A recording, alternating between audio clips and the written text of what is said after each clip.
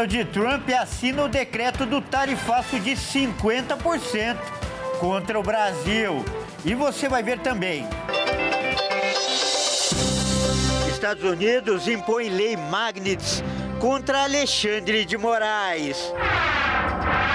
Advogado diz que medida contra Moraes representa a morte financeira. Qualquer instituição bancária do Brasil e do mundo quiser ter qualquer negócio nos Estados Unidos, não poderá ter o ministro Alexandre de Moraes como cliente.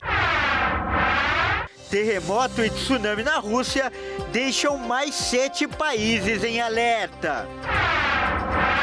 E ainda, tudo sobre o grande clássico Corinthians e Palmeiras pela Copa do Brasil. Tudo isso você confere a partir de agora no Jornal das 18h30.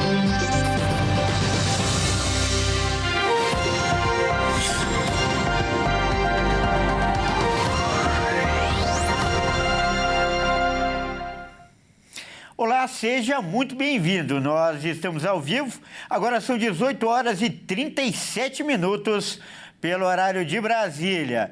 Eu sou o Kleber Werneck e a partir de agora você confere comigo as principais notícias desta quarta-feira. E olha só, hoje é dia de decisão, né? Acontece um grande jogo no estádio do Corinthians, na zona leste de São Paulo, Corinthians e Palmeiras. E nós vamos falar agora ao vivo lá do estádio, onde estão o Fernando Jesus e a Maíra Ângels. Vamos ver eles aqui no telão. Fernando, boa noite. Maíra, boa noite. Conta pra gente aí como está a movimentação da torcida para esse grande jogo. Boa noite, Kleber. Boa noite a todos os nossos telespectadores do Jornal das 18h30. Aos pouquinhos, o torcedor corintiano vai chegando na Neoquímica Arena, vai se acomodando aí para acompanhar a partida contra o Palmeiras pela Copa do Brasil, pelas oitavas de final da Copa do Brasil. E a expectativa é de casa cheia aqui na Neoquímica Arena hoje. Inclusive, todos os ingressos de todos os setores já aparecem como esgotados no Fiel Torcedor, que é onde o corintiano compra o ingresso. Ainda tem os ingressos que são destinados às torcidas organizadas, aos camarotes e às cadeiras cativas. A expectativa é de mais de 43 mil corintianos aqui no estádio hoje e a renda é uma estimativa de mais de 3 milhões e 200 mil reais para os cofres do Timão. Muito dinheiro, não é, Maíra? Com certeza, Fernando. Boa noite, Kleber, e a todos que estão nos assistindo. Pois é, igual o Fernando falou, a estimativa é de casa cheia e o clássico de hoje deve ser a partida com mais público desde a implementação da biometria facial durante a pausa para o Mundial de Clubes em junho. As outras duas partidas aqui na Neoquímica Arena com biometria facial tiveram 33 mil pessoas na derrota para o Bragantino e 31 mil torcedores no empate por 0-0 com o Cruzeiro. Lembrando que a final do Campeonato Paulista foi aqui na Neoquímica Arena. O Corinthians foi campeão e bateu o recorde de torcida. Parece que vai acontecer o mesmo hoje, né, Kleber? Já a gente volta com mais informações. Eu volto com você aí no estúdio. Muito obrigado pelas informações, Maíra e Fernando. E daqui a pouco eu chamo vocês de novo. Olha só, vamos mudar de assunto agora para falar outra notícia que é a notícia do dia, né? O presidente norte-americano Donald Trump assinou hoje o decreto que coloca em prática o tarifaço de 50% sobre os produtos exportados pelo Brasil aos Estados Unidos. A medida, no entanto, tem várias exceções. Vamos conferir. Nas últimas semanas, o Brasil tentou de todas as formas se desvencilhar do tarifaço de Trump, mas não teve jeito. Nesta quarta-feira, o presidente americano assinou um decreto que impõe uma tarifa adicional de 40% sobre produtos brasileiros, elevando o total para 50%. O comunicado dos Estados Unidos traz 694 códigos de produtos que foram isentos da sobretaxa, como aeronaves civis, drones e seus componentes, fertilizantes, gás natural, alumínio e baterias, assim como minério de ferro, silício, óleo bruto de petróleo e carvão. Entre os produtos muito consumidos pelos americanos, ficou isento da nova tarifa o suco de laranja. A lista de exceções, dividida em 30 categorias, inclui ainda castanha do Pará, celulose, metais preciosos, ar-condicionado e unidades de refrigeração, luminárias e assentos e móveis para aeronaves. Com o título Enfrentando uma Emergência Nacional, o comunicado da Casa Branca diz que a ordem executiva declara o governo brasileiro uma ameaça incomum e extraordinária à segurança nacional dos Estados Unidos, classificada aplicação semelhante à adotada contra países considerados hostis a Washington, como Cuba, Venezuela e Irã. A Casa Branca argumenta que as políticas e ações do governo brasileiro prejudicam empresas, a liberdade de expressão de cidadãos, a política externa e a economia dos Estados Unidos. O comunicado ainda citou perseguição política, intimidação, assédio, censura e processos judiciais contra o ex-presidente Jair Bolsonaro e seus apoiadores, classificando essas ações como graves abusos de direitos humanos e um enfraquecimento do Estado de Direito no Brasil. Segundo Trump, as tarifas impostas ao país são para lidar com as ações imprudentes do governo brasileiro. Com isso, a nova taxa entra em vigor a partir do dia 6 de agosto. E o governo americano anunciou também nesta tarde a aplicação da Lei Magnitsky contra o ministro do Supremo Tribunal Federal, Alexandre de Moraes. Vamos agora entender um pouco como vai funcionar essa decisão. O governo de Donald Trump, nos Estados Unidos, sancionou hoje o ministro do STF, Alexandre de Moraes, com a Lei Magnitsky, utilizada para punir estrangeiros. A Lei Magnitsky Global de 2016 é uma legislação que autoriza o presidente dos Estados Unidos a impor sanções unilaterais contra pessoas estrangeiras acusadas de violações graves de direitos humanos ou de envolvimento em atos significativos de corrupção. Com a decisão, o ministro do Supremo Tribunal Federal não só será impedido de entrar em solo norte-americano, como também sofrerá diversas sanções econômicas. O governo americano apontou que todos os eventuais bens de Alexandre de Moraes nos Estados Unidos estão bloqueados, assim como qualquer empresa que esteja ligada a ele. O ministro também não pode realizar transações com cidadãos e empresas dos Estados Unidos usando cartões de créditos de bandeira americana, por exemplo. Olha, e mais tarde a gente conversou aqui no Redação HIT, na edição da tarde, com um advogado que é especialista no assunto e ele falou para a gente um pouco do que pode acontecer com essa lei, quando essa lei for colocada em prática. Vamos ver. Essa lei ela é chamada de pena de morte financeira. É assim que é conhecida essa lei. Veja, não tem nada de invasão à soberania do Brasil, não tem nada a ver com isso. Isso é uma lei americana sendo aplicada em território americano. A questão é, qualquer empresa que queira operar nos Estados Unidos tem que respeitar a lei americana. E essa lei proíbe que uma empresa americana tenha como cliente uma pessoa sancionada por essa lei. Ou seja, se qualquer instituição bancária do Brasil e do mundo quiser atuar, trabalhar, ter qualquer negócio nos Estados Unidos, não poderá ter o ministro Alexandre de Moraes como cliente. Se uma instituição bancária quiser operar nos Estados Unidos, não poderá ter um sancionado por essa lei como cliente. Então é a morte financeira daquele que é sancionado. E hoje nós também temos o quadro Desvendando Fake News aqui no Jornal das 18h30. E quem vai apresentar é o Alexandre Cardoso. Boa noite, Ale, seja bem-vindo. Ale, a notícia do dia hoje, é claro, envolve os Estados Unidos e o ministro Alexandre de Moraes. Temos também fake news envolvendo esse assunto, Ale? Boa noite, Kleber. Boa noite a todos. Temos sim, Kleber. Hoje, aqui no Desvendando Fake News, vamos falar sobre um vídeo envolvendo o ministro do STF, Alexandre de Moraes. Circulou nas redes sociais um vídeo que mostra o ministro dizendo que errou com Jair Bolsonaro, que o Brasil precisa de paz e declarava apoio ao ex-presidente nas eleições de 2026. Mas o vídeo é falso, Kleber. A postagem que viralizou no último domingo e que atingiu mais de 1,5 milhão de visualizações foi feita por inteligência artificial. O vídeo foi submetido a diversas ferramentas que detectavam o uso de IA em imagens e vídeos, e o resultado foi de 77% de chance de que o material tenha sido feito usando esses recursos, apresentando cenas com sinais de manipulação com distorções nos dedos de Moraes. A postagem falsa também abriu as portas para muitas outras réplicas com discursos parecidos em apoio a Jair Bolsonaro.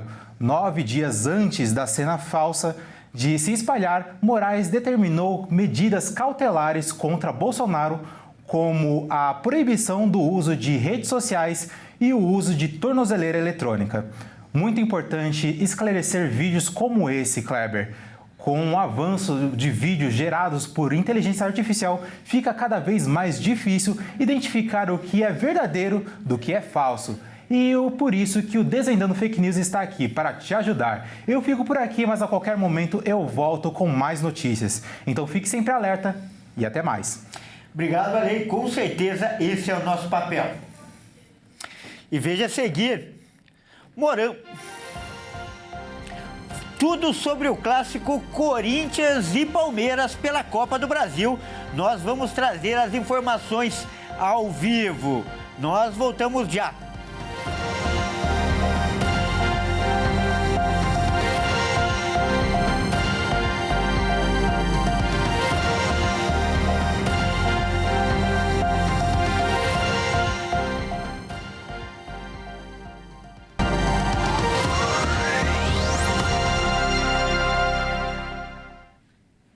Mais uma vez, seja muito bem-vindo. Nós estamos de volta e ao vivo.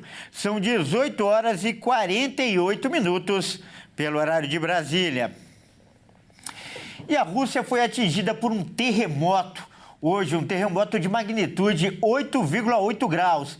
E fez com que a Rússia, e outros 7 países ao longo do Oceano Pacífico ficassem em alerta. O tremor é o maior registrado desde 2011. Vamos ver.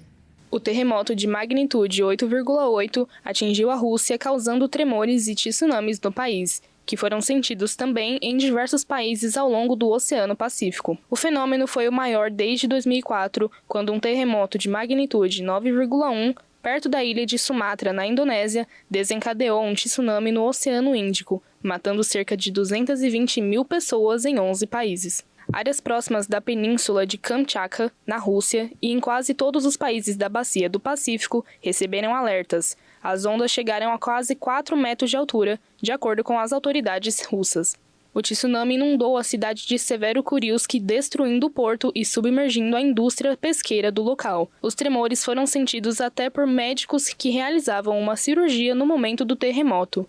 Um vídeo mostra o momento em que eles seguraram a maca com um paciente operado. Cerca de 2.000 pessoas precisaram ser realocadas e várias ficaram feridas. Países da América do Sul e Norte emitiram alertas para a população evitar as praias ameaçadas.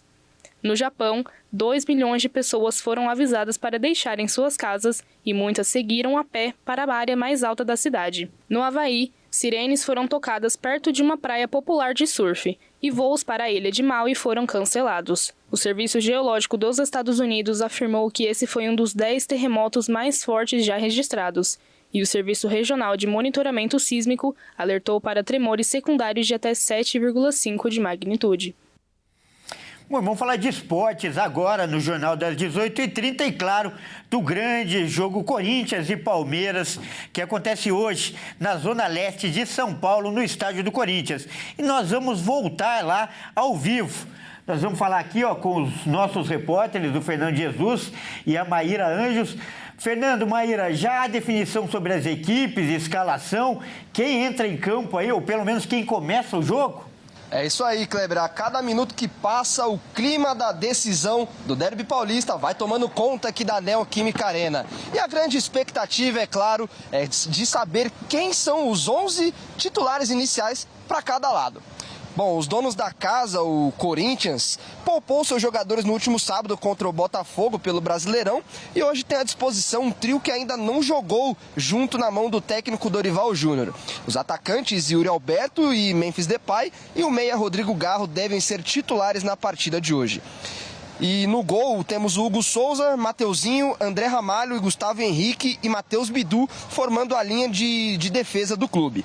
Ranieri, Martínez, André Carrijo fazem um meio campo e o trio e grande esperança do torcedor corintiano, Rodrigo Garro, Memphis Depay e Yuri Alberto formam o ataque. E do lado do Palmeiras, Maíra, quais são as grandes novidades? Pois é, Fernando, a grande dúvida é quem vai jogar no lugar de Felipe Anderson, que está fora por um problema no quadril. O favorito para assumir a vaga é o Ramon Sousa e ainda sem o Murilo, Bruno Fux deve seguir na defesa ao lado de Gustavo Gomes. Então, o provável Palmeiras vem com Everton, Giai, Gustavo Gomes, Bruno Fux e Piquerez na linha defensiva, Aníbal Moreno, Lucas Evangelista e Maurício, Souza, Facundo Torres e Vitor Roque formando os 11 titulares do Palmeiras. As equipes vêm bem reforçadas aí para esse confronto tão importante e um clássico de muita história e tradição. Exatamente, Fernando. A tradição começou em 1917. Vamos agora conferir um retrospecto entre os embates dessas duas equipes. Um clássico com mais de 100 anos de história, mais de 400 partidas, decisões de Campeonato Paulista, Brasileiro, Libertadores e muita rivalidade entre o lado preto e branco e o lado verde. A primeira vez que se enfrentaram foi no dia 6 de maio de 1917. O Verdão, ainda como Palestra Itália, venceu os alvinegros por 3-0, com 3 gols de Caetano, em jogo disputado no Parque Antártica e válido pelo Campeonato Paulista. Ao longo da história, as equipes já se enfrentaram em 23 confrontos eliminatórios. O Palmeiras levou a melhor em 13 ocasiões, enquanto o Corinthians eliminou o rival 10 vezes. Em Copa do Brasil, será a primeira vez que as duas equipes vão se enfrentar. Ainda tem 180 minutos de bola rolando, e a única certeza que podemos ter é que as duas equipes vão dar tudo de si nas duas partidas. E agora são quase 7 horas da noite e além desse grande clássico paulista, a gente tem mais jogos, não é, Maíra? Com certeza, Fernando. Vamos dar uma olhada na tabela. Abrindo os jogos de hoje, às 19 horas, o CSA recebe o Vasco no estádio Rei Pelé, em Maceió. Mais tarde, às 19h30, o Bahia encara o Retrô na Arena Fonte Nova, em Salvador.